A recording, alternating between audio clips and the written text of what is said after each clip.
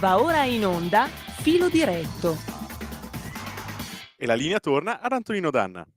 Beh, certo, il pezzo era di John Parker, l'avete riconosciuta, era la sigla dei Chips 1977, stavolta però quella tutta intera. Non si interrompe un'emozione, ma ahimè, i tempi della radio sono quelli che devono essere rispettati, ça va sans dire. Quando la radio si muove, quando si va in onda è come viaggiare su un treno, c'è un orario da rispettare, a volte portiamo un po' di ritardo, a volte no, però insomma. Siete sempre sulle magiche onde di Radio Libertà. Questo è a questo punto il nostro filo diretto 0292947222. Apriamo le linee, Antonino Danna al microfono con voi, commentiamo un po' i fatti, la situazione in cui al momento ci troviamo, oppure 346 642 7756 per le vostre zap o WhatsApp che dir vogliansi. Allora, io intanto sono arrivate delle zappe dal nostro Dino che lui è della provincia di Brescia, però ci manda queste foto dalla Grecia perché lui è andato in Grecia e se vuoi mostrarle, Federico, eccole qua. Lui, insomma, c'è anche questo nostro amico Dimitros che ci ascolta di Grecia. Bevi uso balla sirtaki, oppa! E infatti vedete che Dino dalla provincia di Brescia ci manda queste foto che arrivano da Lindos, isola di Rodi. Beato a te.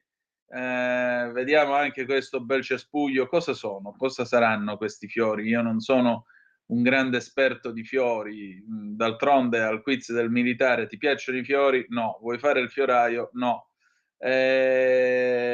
Molti di voi ricorderanno questa famosa domanda: cosa sono questi fiori? Non lo so, se lo sapete fatecelo sapere in mezzo agli Elaia, cioè gli ulivi della Grecia.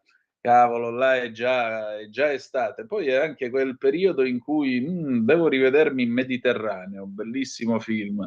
Quando viene questo tempo, o meglio, quando è maggio, maggio per davvero, non novembre che si finge maggio, perché stavo guardando fuori dalla finestra, poi avete sentito anche stamattina il meteo, nel nord-ovest dell'Italia ci beccheremo l'acqua, sarà comunque una giornata abbastanza novembrina, più che diciamo così degna del mese di maggio, però beati loro che in Grecia invece già hanno sole caldo e possibilità di fare il bagno, beati loro per davvero. Allora, 346 642 7756 se volete dire la vostra, oppure 029294 7222 per intervenire attraverso il telefono. Io trovo inquietante quello che ha detto Emanuele Boffi, non perché non per lui, ci mancherebbe, lui è un bravissimo professionista e anzi a maggior ragione vi invito a seguire Tempi, ma per la dinamica che ha raccontato della aggressione, o meglio dello squadrismo che è stato esercitato nei confronti del ministro Eugenia Roccella. Cioè qua il concetto è: parlo solo io, siete liberi di pensarla come me, dopodiché zitti. E non funziona così, ma questa d'altronde è la stessa logica che anima questi signori il 25 di aprile quando ti dicono tu sei libero di pensarla come i partigiani comunisti, attenzione, comunisti, perché quelli invece che erano cristiani, quelli che erano monarchici, quelli che hanno combattuto nelle forze armate del Regno d'Italia, quelli che hanno dato il loro governo, quelli non contano, contano solo quelli comunisti, per cui bisogna pensarla esattamente come il PD ci insegna a credere, per parafrasare le verità della Chiesa Cattolica. No, al Catechismo ci insegnavano le verità che la Chiesa ci insegna a credere, e poi ci sono quelle che i Rossi insegnano a credere a tutti quanti. Abbiamo una telefonata, pronto, chi è là? Buongiorno signor Tonino, Lisetta. Oh, Lisetta cara, mi dica tutto. Ecco, oggi volevo uscire un po' dalla politica e stavo pensando prima, signor Tonino, Sì. perché la fatica e la pazienza è tanto tempo il bello di vivere. Secondo me, signor Vada, Tonino, ecco. voli pure libera nell'aereo, dica. Allora, secondo me no, all'elenco delle parole che ci mancano bisognerebbe aggiungerne altre due: fatica e pazienza. La fatica di apprendere, perché non sempre è semplice capire quello che stai studiando o leggendo, e la pazienza nell'attendere di raccogliere i frutti, dico io, del proprio lavoro. Molti di quelli, signor Tonino, che urlano e strepitano i loro presunti diritti sembrano dei bambini, secondo me, ai quali è stato tolto il giocattolo, lo rivogliono e basta, hanno perso il senso della fatica e la capacità di pazientare e riflettere, tipici delle generazioni che ci hanno preceduti. La salute e buona giornata. Grazie, siamo alla dittatura delle minoranze, Lisetta, questo è il punto. Altra telefonata, pronto, chi è là? Sì, ciao Antonino, sono Massimiliano. Poi, Massimiliano, Allora, che c'è? Ti sento un po' moggio stamattina, che hai? c'ho giù la voce. No, dai, Ascolta. dai, dimmi un po'. Allora, ieri c'è qualcuno che ti ha mandato un'email chiedendoti se tu non eri mai stato nel Cile di Pinochet. Sì, è quell'ascoltatore che è Esatto. entrato in polemica con Carlo Cambi. Sì, dimmi. Esatto, te lo dico, molto probabilmente questo qua è un comunistello. Allora io a questo comunistello vorrei che interrogasse me che negli anni 70, fine anni 60 e tutti gli anni 70, io andavo in Romania, in Bulgaria, in Cecoslovacchia, nella Germania Est, eccetera, eccetera, e mi chieda un attimo come stava la gente là sotto la dittatura comunista. E lo chieda, che poi io gli spiegherò tante cose di cos'è il comunismo e che cosa hanno forgiato questi generali italiani comunisti che andavano a Mosca a prendere gli ordini e anche a prendere una barcata di soldi. Ti saluto. Grazie a te, carissimo. Per chi non c'era, comunque suggerisco un bel film, Le vite degli altri. Un film commovente, un film delicato, un film anche terribile e tremendo nel denunciare quello che fu la Stasi, il suo modo di operare e la vita sotto la Germania Est. Quindi se vi capita, se avete la possibilità, Le vite degli altri, e avrete ampio ragguaglio di quello che il nostro Massimiliano ha vissuto al tempo, perché lì dovevi stare attento anche a come pensavi. Altre, quante ne abbiamo? Una o due? Due, siete in rapida successione. Avanti che siete i benvenuti. Pronto, chi è là? Pronto? Sì. Pronto? Ah, mi senti? Sì, no, pensavo che perfettamente, dici tutto. Sì, ciao Antonino, sono Marco da Milano. Oi, intanto ti manda dei WhatsApp. Dimmi un po'. Ascolta, niente, volevo anche aggiungere esattamente a quello che diceva Massimiliano poco fa, no? Che lui ci è andato di persona. Io avevo mio padre che ha fatto diverse trasferte di lavoro da quelle parti, in Bulgaria, in Romania e quant'altro, no? E la prima volta che è tornato indietro, testuali parole, ha detto: se quello è il comunismo è meglio che stia a casa sua, no? Sostanzialmente. Ed eravamo nel periodo in cui c'era Berlinguer che stava cominciando a predicare dell'eurocomunismo, di tutto del compromesso storico e queste cose qua. Esatto, sì, era il tempo anche in cui gli fecero quel famoso strano incidente stradale che lui se la cavò per un pelo, ma fu in realtà un tentativo di omicidio nei confronti del povero Berlinguer. Prego.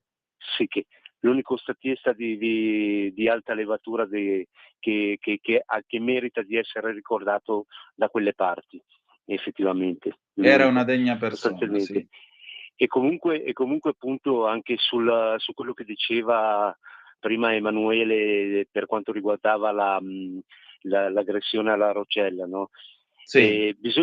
La domanda da farsi è: come mai certi ragazzi riescono a farsi manipolare senza mai porsi dei dubbi o delle domande? Questo è il punto, cioè è lì che bisogna intervenire. È un problema educativo, è un problema a livello proprio di formazione mentale, secondo me, che bisogna, come si dice, reimpostare e fare in modo che la gente riesca ad avere un giudizio critico. Questo è un po' il mio pensiero. Ti saluto Antonino, ciao. Grazie a te, ma guarda, Io crescevo e avevo queste insegnanti che chi aveva fatto il 68, chi era cattocomunista, chi era così, chi era cosà, quelli di destra o di centrodestra si contavano sulla punta delle dita. Ne avevamo uno solo che era professore di educazione fisica. Quando tu cresci e ti trovi davanti quella gente che ragiona in quel modo, che fa anche clan, perché poi ovviamente c'erano cuori, cuoricini, amici, amici più amici, amici degli amici e nemici della pace. È chiaro che a quel punto tu che cresci e hai un'idea politica completamente diversa, cominci a capire un po' come sono fatti certi ambienti e le logiche che vi sottostanno e a maggior ragione te ne distanzi. Un momento di pubblicità e prendiamo la telefonata in attesa. Chiedo scusa. Un nuovo modo per sostenere la tua radio. Visita radiolibertà.net. Ti basta un click e potrai versare il tuo contributo volontario direttamente online. Potrai donare con ogni tipo di carta di credito, anche prepagata. Ti aspettiamo online su radiolibertà.net. Sostieni la tua radio con il tuo contributo volontario. Radio Libertà. La tua radio. Diamo voce alla nostra gente. Stai ascoltando Radio Libertà, la tua voce libera, senza filtri né censure, la tua radio.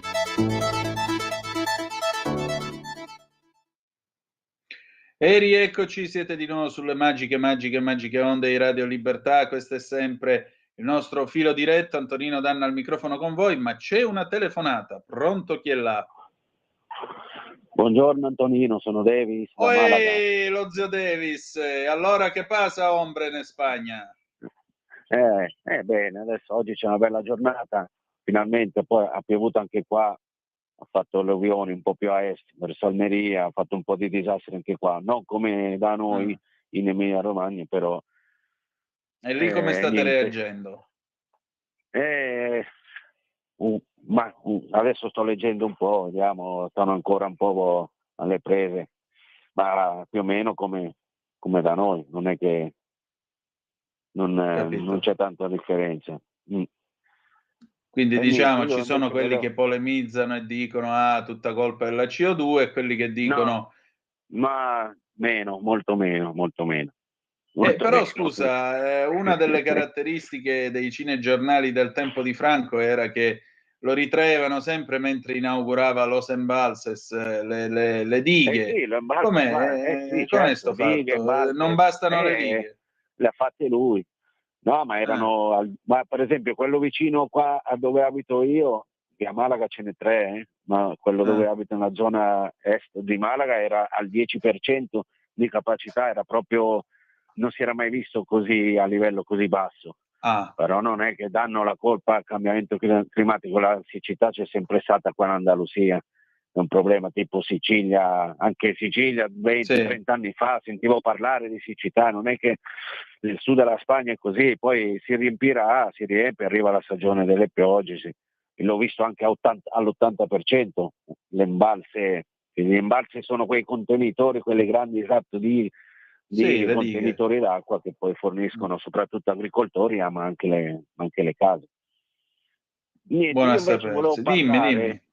Volevo parlare della, diciamo, dell'intervento della polizia locale da ieri di Milano nei confronti di una persona, non dico trans, una persona, e subito Ilaria Cucchi, subito i giornaloni sinistra, scandalo, anche il sindaco Sala che invece di prendersela o vedere come sono andati i fatti è subito andato a castigare, diciamo, la sua polizia locale. Invece io voglio dare prima vediamo cosa è successo, ma secondo voi la polizia locale interviene in questa maniera così perché l'ha visto per strada e gli è andato, no, andiamo a picchiarlo, andiamo a intervenire? No ragazzi, qua bisogna vedere cosa ha fatto, ma viva la polizia che interviene così se è necessario, ma altro che castigarli, ma stiamo scherzando, ma io voglio una polizia così, perché poi si viene a sapere che importunava i bambini, che è scappato già da una macchina, che ha aggredito un poliziotto, cioè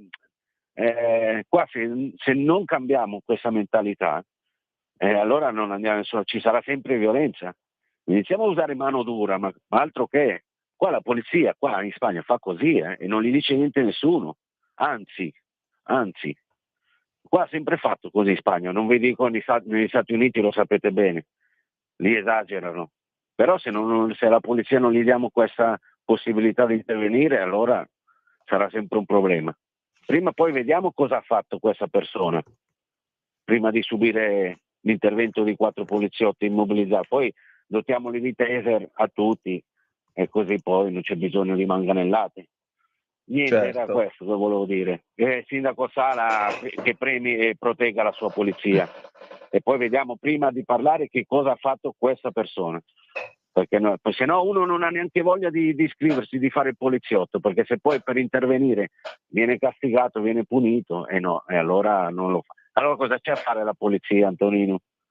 Beh, su questo siamo d'accordo. Guarda, io credo che forse sarebbe il caso di dar loro il taser, e aggiungo anche un fatto. A me pare che si faccia molta polemica per il semplice e banale motivo che si è trattato di una trans. Qui non è il problema di essere trans. Il problema è che non si va davanti alle scuole, davanti ai ragazzini a mostrare i gioielli di famiglia, Esatto. punto.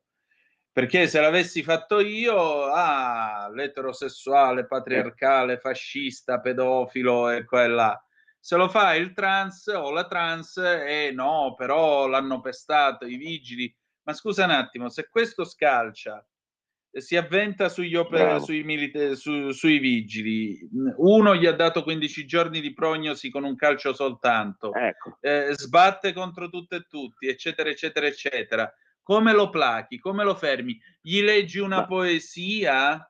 Ecco, bravo. Ma io posso dire che hanno fatto bene? Lo posso dire o vengo tacciato di un pericoloso?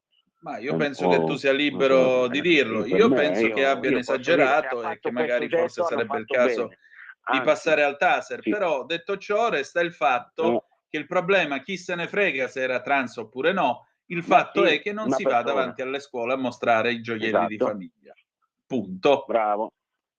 Fare la polemica perché era trans, quello è ciurlare nel manico e fare benaltrismo un tanto al chilo, che è quello che ormai questi signori fanno quando non hanno niente da dire. Questa è la realtà dei fatti, amico mio. Va bene? Antonino, un abbraccio. Un abbraccio a te, mi raccomando, e mangiati una paella alla mia salute. Altra telefonata, pronto chi è là? Sono Lorenzo da Torino. Ciao Lorenzo, scusa, dici. Ma quando sento la tua voce metto in moto immediatamente le mie Alfa Romeo. Allora, la prima era di seconda mano di Gino Bramieri, quando ero ragazzo. Che Alfa era? Poi la 164 V6 e adesso la Stelvio. Quindi quando sento la tua voce mi collego immediatamente e metto in moto. Però io volevo dire una che non viene da lontano. Allora, 15 anni fa, vicino a Torino, si chiama Lanzo Torinese, c'è un ponte del diavolo fotografato da un mucchio di gente, perché è antico, bellissimo. Però spuntavano materassi, lavatrici, frigoriferi, reti. Gli alpini, una domenica, sono scesi e hanno pulito il fiume. Il risultato? 1.500 euro di multa. Non dovevano e non potevano farlo. Questo per ricollegarmi a quello che tu dici dell'Italia. Bravo, caro! No, bravi gli alpini, veramente, non ho parole, davvero, non ho parole. Altra telefonata e comunque sempre forza Alfa Romeo. Altra telefonata, pronto chi è là? Sì, buongiorno Antonino, Antonello dal Veneto. Ehi, dimmi tutto. Allora, guarda, a proposito della diatriba Bonaccini sì, Bonaccini no, commissario a quello che è, tu che hai anche capacità, commenta un po' il sito del giornale Imola Oggi, del 23 di maggio, usando proprio il principio, lo stesso principio che usò Gesù. Dalla tua stessa bocca giudico, cioè dalla bocca degli emiliani, non dei lombardi, non dei veneti, non dei calabresi. E questo giornale fa un bel articolo il cui titolo è Alluvione in Emilia Romagna. Bonaccini senza pudore vada a casa. Ecco, prenditi il tempo di commentare pubblicamente questo articolo, è un po' lunghetto, ma vedrai quante affermazioni ci sono, quanti fatti vengono enumerati per sostenere questa titolazione. Imola oggi 23 maggio 2023. Ciao Antonino, buon lavoro. Ciao carissimo, guarda, lo stavo vedendo proprio ora e c'è poco da fare, qui hai ragione, né più né meno. Oggi non esiste più il partito trascinatosi malamente negli anni di comparsa in comparsa fino al PD attuale, fatto di singole vedette della politica che spendono il proprio tempo tra social marketing, consulenze di armocromia e sedute per rifarsi le sopracciglia. Si sono dimenticati la realtà del territorio e della gente. Nella palude servono più le galosce e lo studio del cavo napoleonico che il microblading o l'impermeabile del colore giusto. Questa società creata da nonno Palmiro Togliatti non esiste più, Bonaccini e il suo nipotino, ma senza cultura e astuzia di nonno Palmiro. Non esiste più neanche la buona amministrazione emiliano-romagnola. Oggi è rimasta la laboriosità di un popolo che paga ancora dazi agli amministratori pubblici divenuti incapaci al punto di essere pericolosi. Severo ma giusto. Altra telefonata, pronto? Chi è là? Pronto? Sì. Buongiorno Antonino, buongiorno a tutti, sono Mario Buongiorno carissimo, dici. Dunque, innanzitutto io sono contento che la polizia inizi a fare la polizia anche in Italia. Questi erano i vigili urbani, per la precisione. Sia polizia municipale, sì, comunque sia forza dell'ordine. Perché all'estero dovunque vai, in qualsiasi posto, se ti comporti male arrivano e sono cavoli tuoi. Primo, giustamente, perché le leggi vanno rispettate. E secondo, poi, per fare paura una trans, una donna, ha picchiato una donna. Ma a me non mi sembra che quella lì sia una donna, perché sennò io fino adesso con chi sono andato? Cioè, non mi sembra una donna. Vogliono far passare che era una donna come per dire i vigili hanno picchiato una donna, che generalmente la donna dovrebbe essere più debole dell'uomo. Ma così non è lì. Cioè, oltretutto la menzogna proprio. Se questo qua poi se è vero, non lo so, che è andato davanti a una scuola con i bambini, per me non era solo da picchiare. Buona giornata. Così ha scritto Libero, nessuno lo ha contestato. È arrivata questa telefonata dai genitori, i genitori hanno detto che c'era questo individuo con i cabasisi di fuori che infastidiva i ragazzini e diceva loro io ho l'AIDS. Questi sono i fatti. Poi che si percepisca come donna, che si percepisca come tale, ne prendiamo atto, ma resta il fatto che donna o non donna non vai a esporre i cabasisi ai ragazzini davanti a scuola dicendo loro io ho l'AIDS. Questi sono i fatti, punto, né più né meno. I vigili possono aver esagerato, poi vedete, quando sei in certe situazioni non puoi aspettare che venga il giudice col bilancino a dire allora qua gli devi dare una spinta se lui ti dà un calcio di fianco, perché se gli dai una manganellata allora stiamo facendo degli errori, allora non va bene, allora finisci sotto processo tu.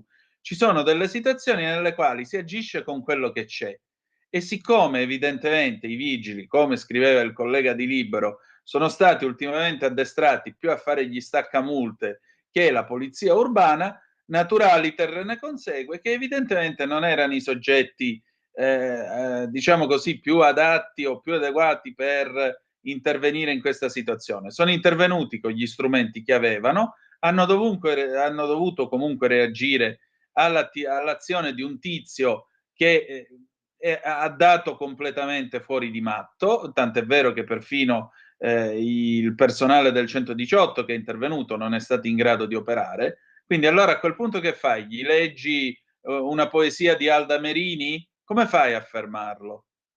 Allora, altra telefonata, pronto chi è là? Pronto? Sì. Sì, buongiorno, sono Giulia in provincia di Como.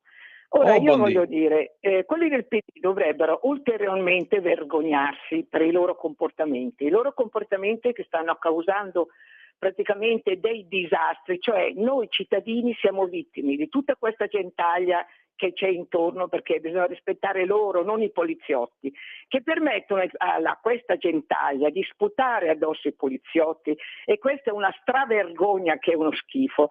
Permettono dei dementi nulla facenti di imbrattare le nostre statue e compagnia, che io fossi stata a Fontana di Trevi, entravo in acqua, li prendevo per i capelli, a calci del sedere e li sbattevo fuori. È ora di finirla. Poi dicono che non ci vuole il pugno duro, ma noi a un certo punto siamo indifesi. Questa gente è a spasso, gente che va mandata a casa loro a calci nel sedere, che fanno anche schifo, perché fanno anche schifo sotto tutti i punti di vista, e ci sono i vari Mariorino e compagnia bella che li difendono. Non difendono noi cittadini, difendono questa gentaglia, che è gentaglia. Ciao Antonino, grazie. Prego, buona giornata. Telefonata, sì. Abbiamo un audio di Laura da Bologna. Vai Laura. Sì, buongiorno Antonino, buongiorno a tutti, sono Laura da Bologna e faccio seguito a quello che ha appena detto l'altro teleascoltatore, per dire che probabilmente la mancanza di critica, di pensiero critico delle persone giovani dipende molto, a mio avviso, dal fatto che non ci sia pensiero critico nei propri genitori, nella propria famiglia. Per cui si arriva a estremi eccessivi di lasciar correre tutto. Temo che sia questo. Bisognerebbe lavorare sui genitori, prima di tutto. Laura, il problema è che non ci sono più gli adulti. Qui non ci sono genitori, perché vedete, il problema non è l'autorità, è l'autorevolezza, che è un'altra cosa. Non ci sono più padri che dicono si fa così, si fa cosà, alle volte anche imponendosi, ebbene sì. Ci sono questi eterni adolescenti che sono amici dei figli, fanno gli amiconi e non li responsabilizzano mai. Ma scusate, ma voi siete mai stati... Scusate, ma veramente... Ma voi avete il piacere di andare in questo periodo al ristorante? Io li evito come se fossero la peste, perché i ristoranti in questo periodo dell'anno sono delle insopportabili caciare in cui tu vedi questi 40-50enni, questi bambini di 6-7 anni, perché giustamente ormai gli italiani fanno i figli molto più tardi, che vengono lasciati allo stato brado a fare casino ovunque, peraltro coi camerieri che fanno slalom avanti e indietro, rischiano di cascare, eccetera, eccetera. Fanno il casino più totale e vedi a questi che ogni tanto si girano. Shh, ora basta, scemo, ora basta, queste cose così. Ma non hanno autorità su di loro. Cioè, a me veniva detto, stai seduto e composto, e zitto pure.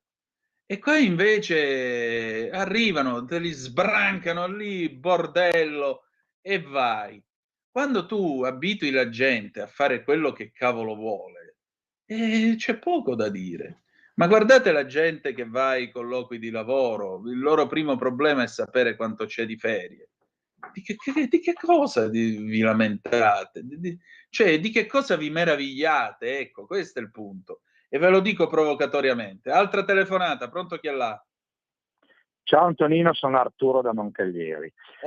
Arturo carissimo, dimmi. In tema dell'atteggiamento delle forze dell'ordine, che siano vigili urbani, io vorrei ricordare come non sono solo i brutti fascisti che auspicano la violenza, ma negli articoli di Massimo Fini, c'è uno scrittore che scrive sovente sul Fatto Quotidiano, scrive degli articoli tipo la violenza è legittima contro chi è violento, oppure scrive dei libri, l'elogio della guerra, laddove rappresenta il fatto che uno Stato, se non è l'unico legittimato ad applicare violenza, e se non applica la violenza rimane imbelle, non difende i cittadini onesti che non devono usare la violenza loro, ma lo Stato è legittimato, e certo entro determinati limiti, a usare questa violenza. Altrimenti arriviamo alla legge del più forte, arriviamo al Far West, che chiunque, e soprattutto in Italia, non ha nulla da perdere, perché ricordiamoci che i cittadini onesti che pagano le tasse, che hanno un lavoro, una casa, sono perseguibili, ma non penalmente, civilmente, perché gli vanno a pignorare i beni che hanno. Quindi in Italia chi non ha nulla da perdere, che non ha un picco di un quattrino, può esercitare tranquillamente la violenza, e i cittadini onesti, se lo Stato non applica la violenza, non sono tutelati. Volevo solo fare questa riflessione con te. Ciao e buona giornata e grazie. Grazie a te. Allora, qui non si tratta però di applicare la violenza. Se partiamo dal principio che lo Stato sia detentore della violenza, mi sa che abbiamo una visione di Stato, insomma, degna delle dittature.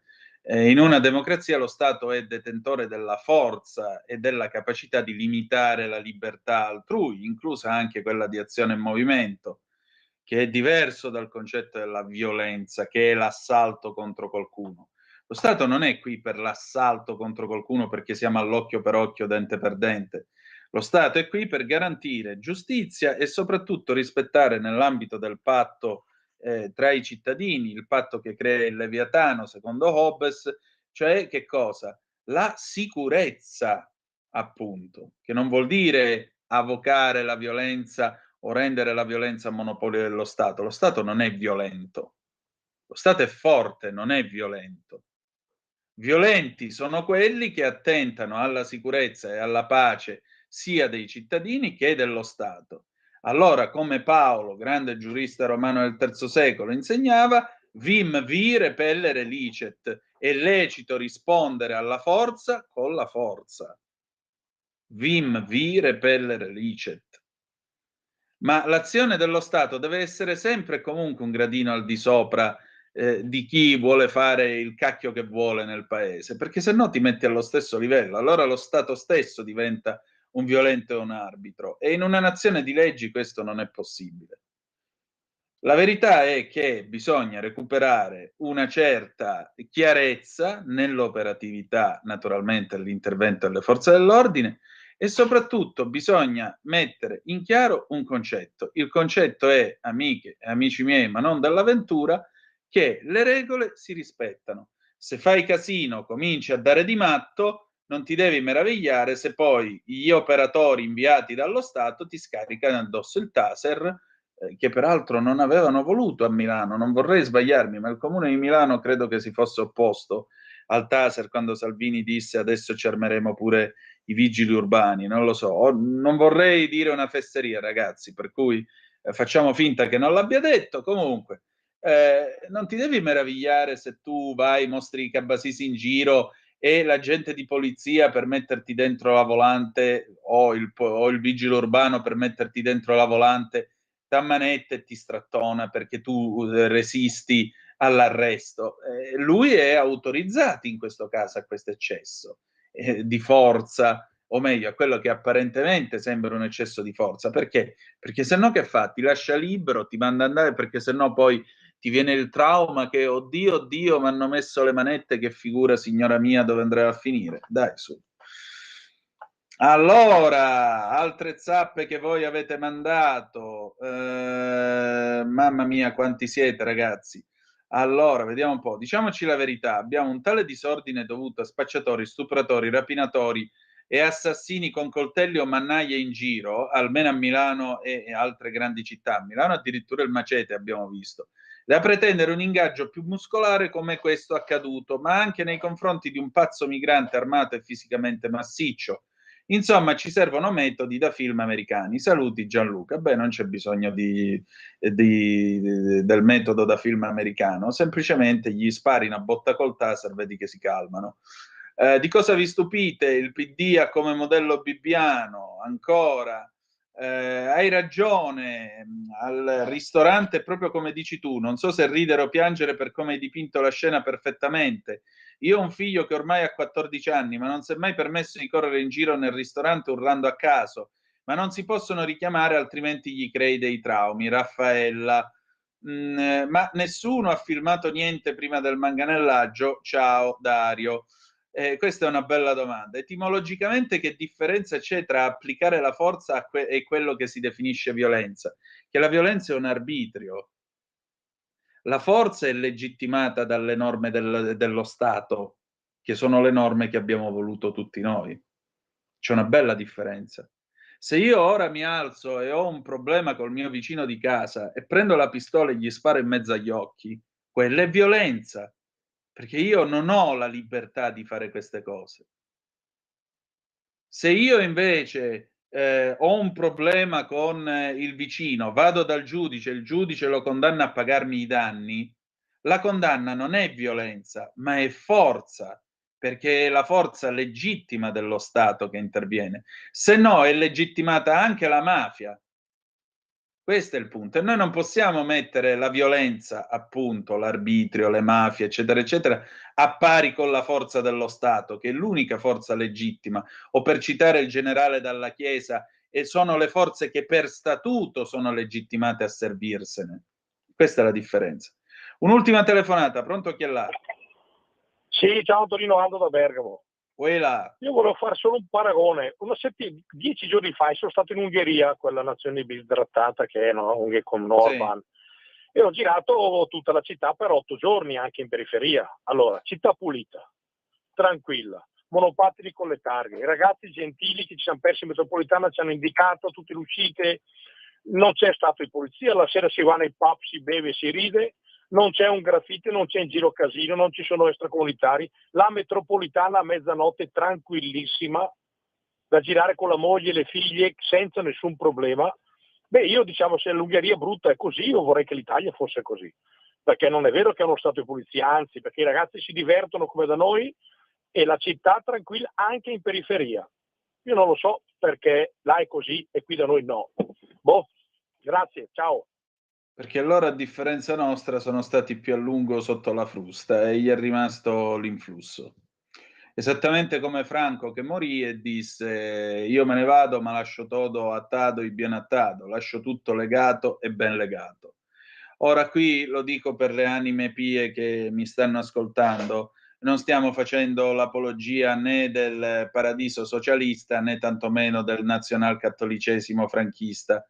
Stiamo solo dicendo una cosa: che una democrazia per esistere ha bisogno di regole e le regole devono essere rispettate, perché io non ho mai creduto a quelle facce di bronzo che dicono per esserci democrazia ci deve essere un po' di casino. Non è vero.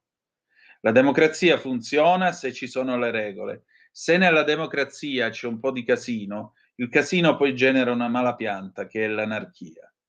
E uno Stato organizzato non può permettersi questo. Uno Stato organizzato garantisce la sicurezza di tutti, garantisce che una donna possa circolare alle 3 del mattino a Quartoggiaro con una maglietta su cui c'è scritto "lo piglio" e nessuno la disturba, nessuno.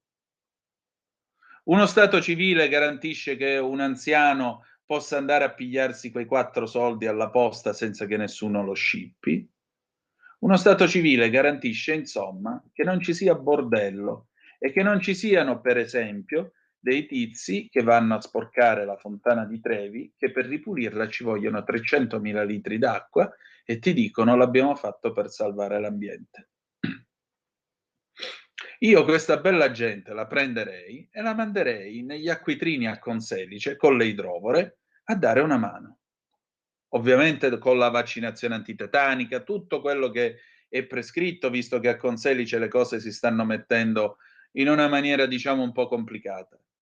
Ma forse sarebbe meglio questo. Forse sarebbe meglio questo. Perché qui ormai si è scambiata la libertà per libertà di fare il cavolo che mi pare. E libertà di fare il cavolo che mi pare non è la cosa più adeguata. Rispetto delle regole, che non è dittatura, non è dittatura rispettare le regole, è un'altra cosa.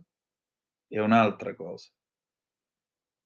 Ora, io non pretendo che si faccia come a Londra, dove l'inglese medio si mette anche da solo in coda perché si mette di fianco alla strada in modo tale che così la gente possa mettersi dietro di lui e fare una coda ordinata per pigliare l'autobus. Non pretendo questo. Poi se guardo a quelli che saltano i tornelli in metropolitana a Milano, figuratevi. Quelli saltano i tornelli e tu vedi il personale dell'ATM che ma noi non possiamo fare niente. No? Va bene, sentite bella gente, io domani non ci sarò, ci sarà al mio posto PG Pellegrin, ci ritroviamo lunedì prossimo. Voglio ringraziarvi per questa cavalcata che abbiamo fatto fino a qui. E che dire di più? Adesso c'è PG Pellegrin, appunto, che ringrazio e saluto, poi all'una l'immenso Semivarin, noi chiudiamo qui e niente, a bientôt, arrivederci a lunedì alle 7:30 sulle magiche onde di Radio Libertà. Grazie per essere stati con noi e ricordate che malgrado tutto, the best is yet to come, il meglio deve ancora venire. Vi ha parlato Antonino Danna. Buongiorno. Avete ascoltato